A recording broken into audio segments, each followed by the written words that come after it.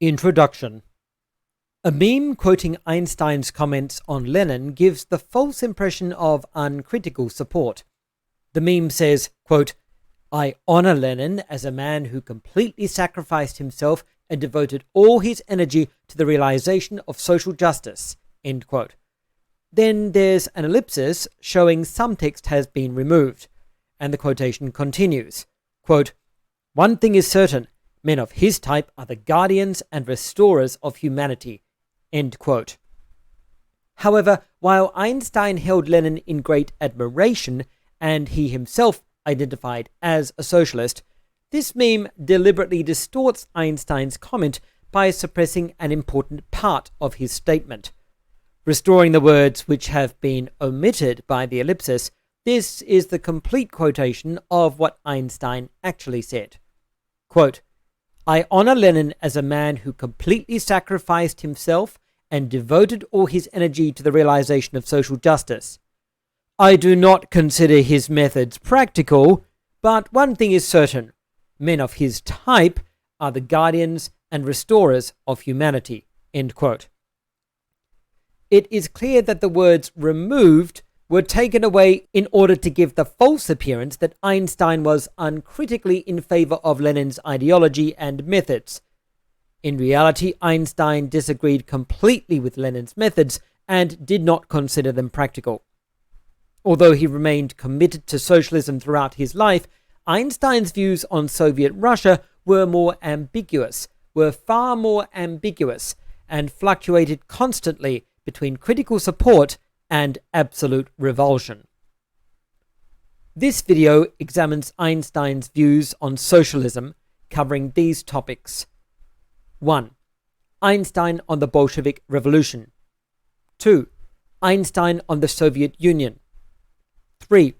Einstein on socialism. 4. Einstein against the US and NATO. Use the timestamps in the video description to navigate the content. Einstein on the Bolshevik Revolution.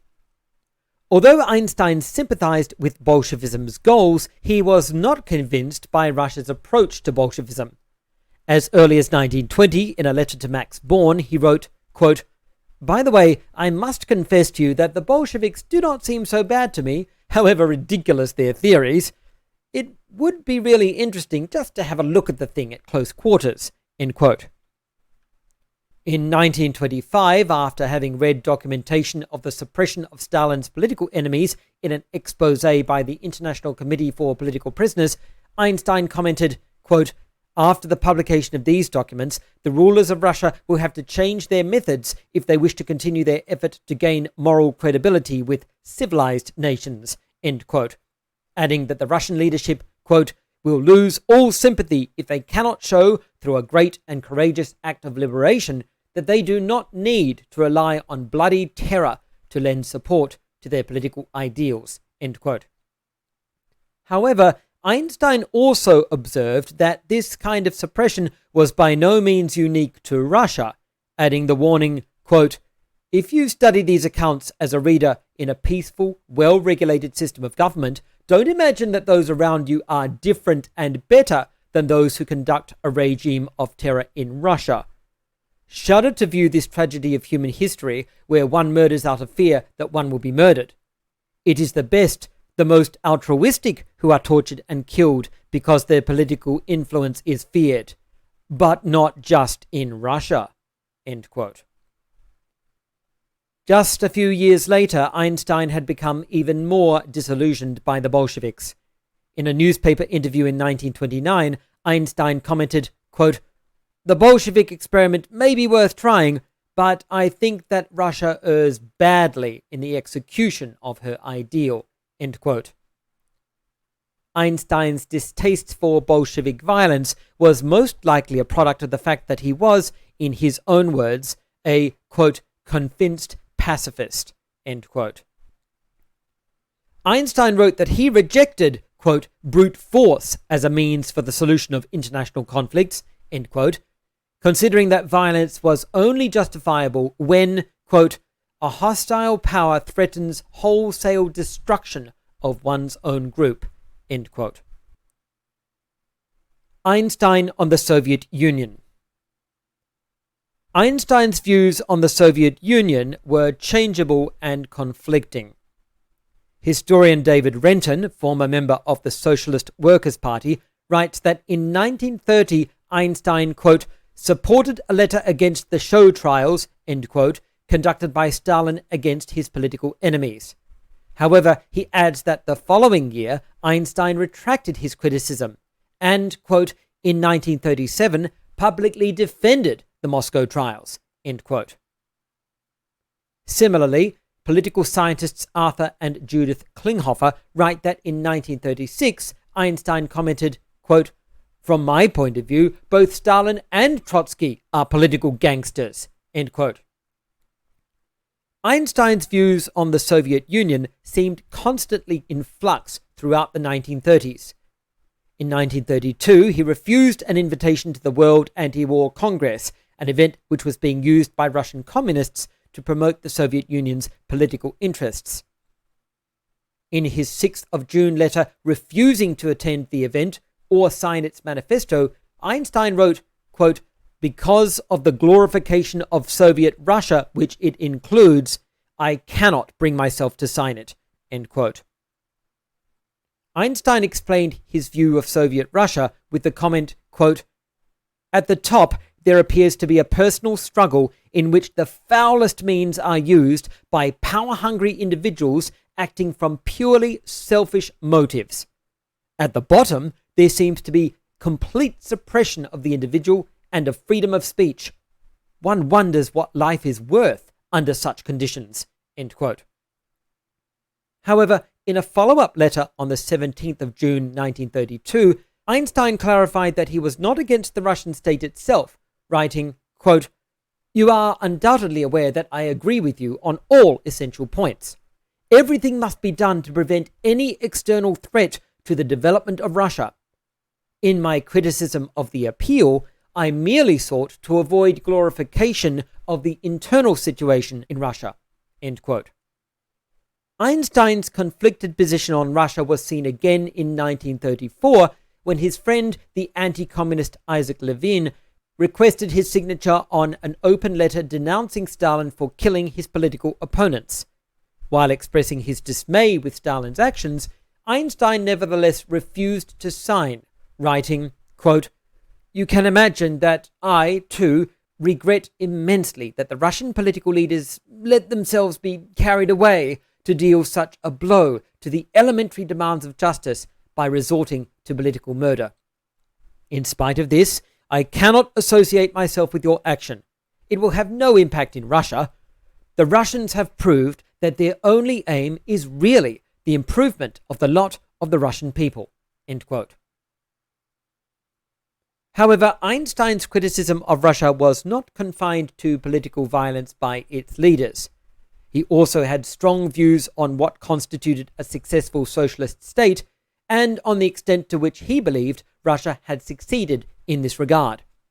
In a letter explaining his position in July 1945, he wrote, quote, socializing the means of production, to be sure, does not yet constitute socialism, though it serves as a precondition, end quote.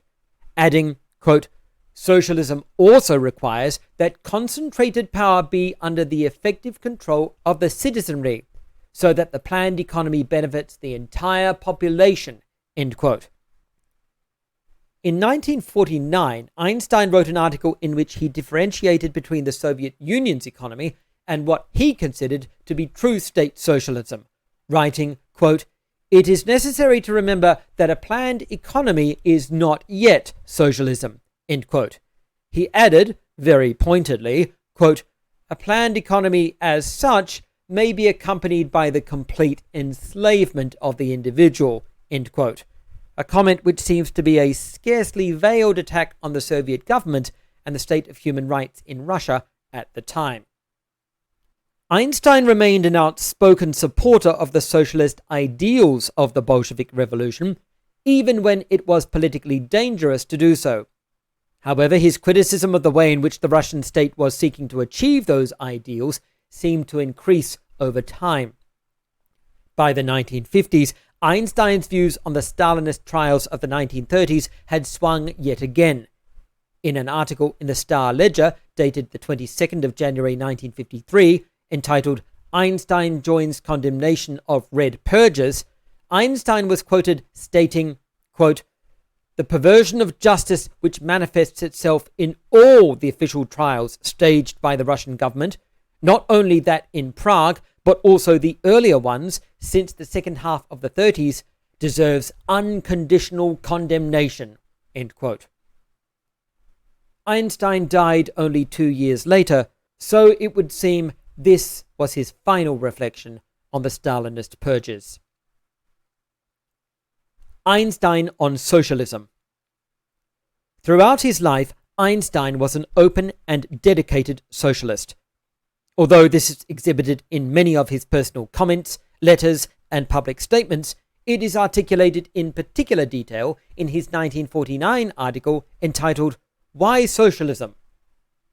In this article, published in the socialist magazine Monthly Review, Einstein explicitly makes the case for classical socialism, identifying it as the only solution to the socio-economic evils caused by capitalism. Einstein's anti-capitalist stance is unmistakable in his declaration, quote, "The economic anarchy of capitalist society as it exists today is, in my opinion, the real source of the evil," end quote.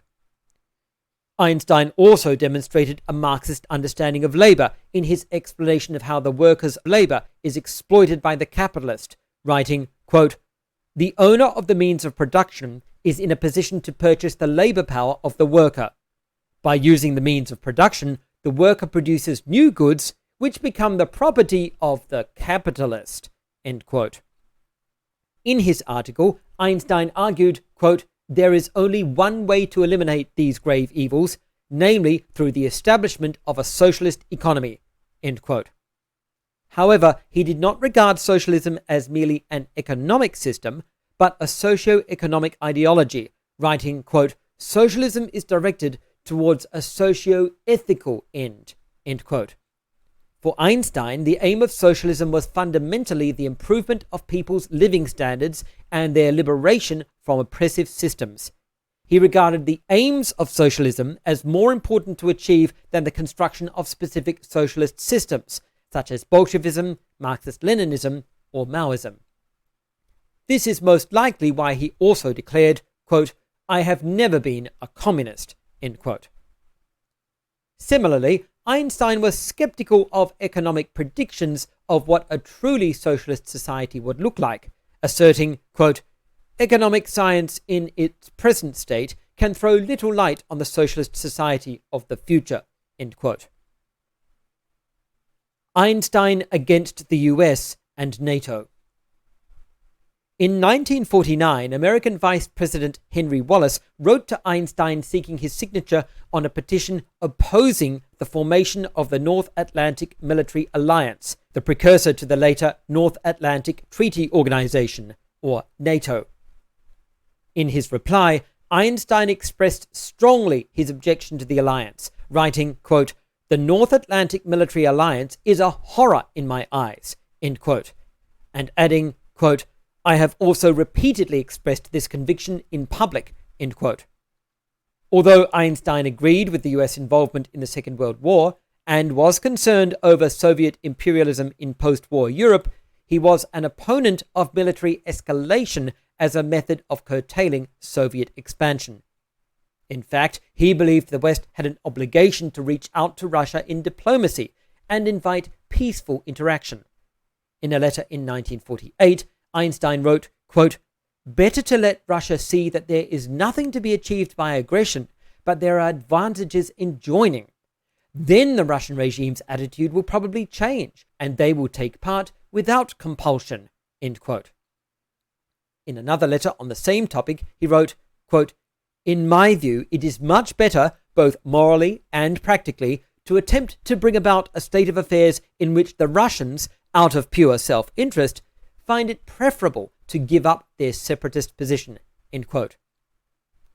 However, despite speaking out against this anti-Soviet alliance, Einstein decided not to sign the letter, preferring his activism to be informal rather than aligned with a specific political group.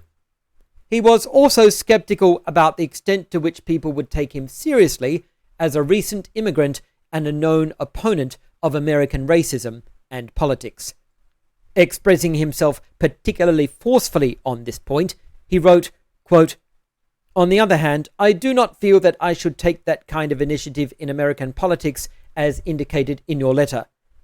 People do not like to get advice from a comparative newcomer, and I am already well known as an antagonist of the whole imperialistic and half-fascistic attitude of present American politics." End quote. Remember, this is in 1949, and already Einstein was, in his own words, quote, "well known as an antagonist of the whole imperialistic and half-fascistic attitude of present American politics." End quote. This was no exaggeration. Aside from his reputation in the public eye, Einstein was constantly monitored by the FBI, which was both obsessed with him and possibly terrified of him. The extent to which Einstein was seen as a threat is demonstrated by the fact that the FBI's file on him eventually reached 1,427 pages. FBI Director J. Edgar Hoover warned that Einstein was, quote, "an extreme radical," end quote. In addition to Einstein's contempt for American imperialism and rising fascism, he was also highly concerned by the rise of anti-communism in America.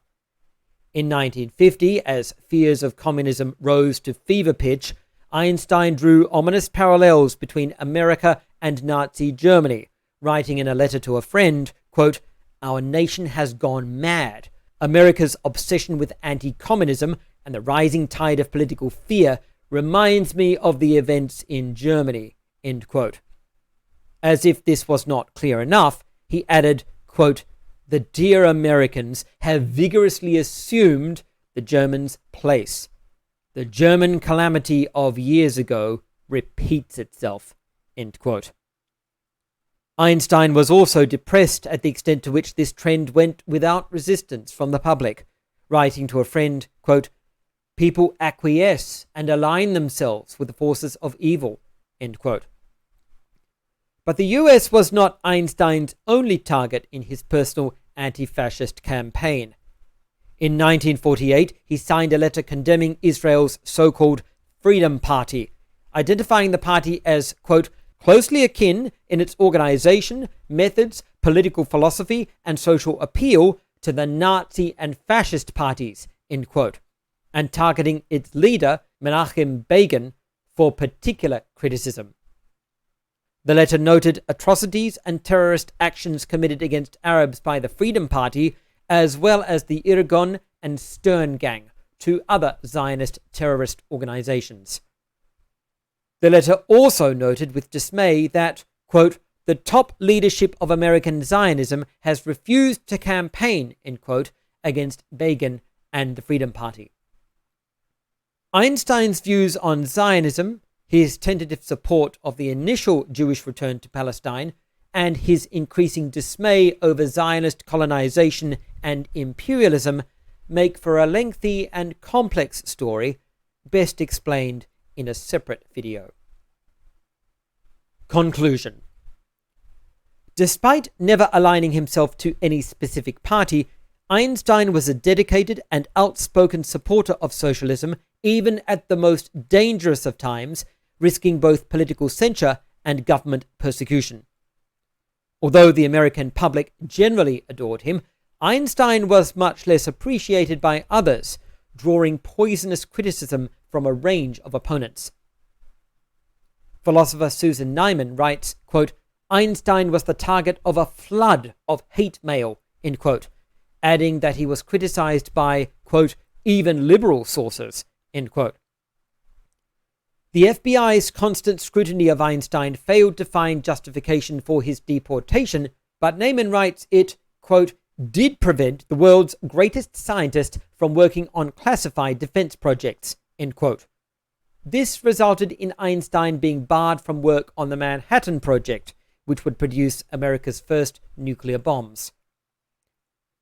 In retrospect, Einstein may ultimately have been grateful for Hoover's interference, since he viewed the bombing of Hiroshima and Nagasaki with horror, writing, quote, "I have always condemned the use of the atomic bomb against Japan," end quote. The question of Einstein's degree of responsibility for the bomb's creation, and whether or not he would have wished it to be used against Germany, is again a topic for another video. Einstein is a difficult man to analyze. Although his anti-capitalist and socialist views remained firm and well-defined throughout his life, his attitude towards the socialist experiments of the 20th century, especially that of the Bolsheviks and Stalin, were far more ambivalent. In his own analysis of Einstein's socialist views, Renton writes, quote, "The picture that emerges is of a man trapped by the contradictions of his age and unable to find a clear route through the claims of conflicting loyalties," end quote. Yet, despite the inconsistencies of his political loyalties, we may credit Einstein for his consistent personal integrity and dedication to the socialist vision.